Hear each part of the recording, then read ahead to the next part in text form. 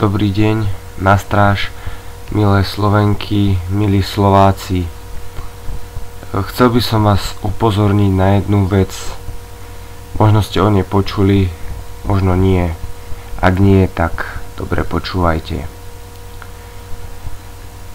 V Modlanoch, čo je nedaleko Teplíc, chcú cudzinci postaviť domy, v ktorých by trávili letnú sezónu a oni by sa potom v ostatných mesiacoch starali starousadlíci, hej.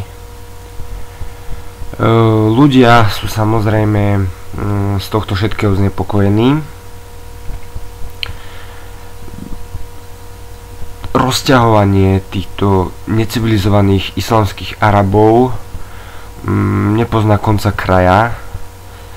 Samozrejme ich viera im prikazuje neveriacich zabiť alebo zotročiť. Tieto plány to len dokazujú. Dnes likvidujú hotely a penzióny,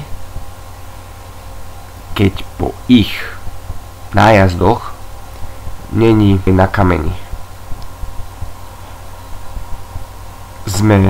Slováci sme jediná krajina v Európskej únii alebo v Európe,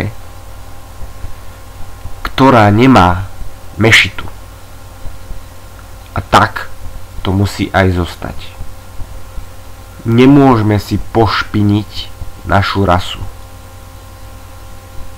Ukončím tento blok výrokom jedno z najväčších Slovákov, otca národa Andreja Hlinku.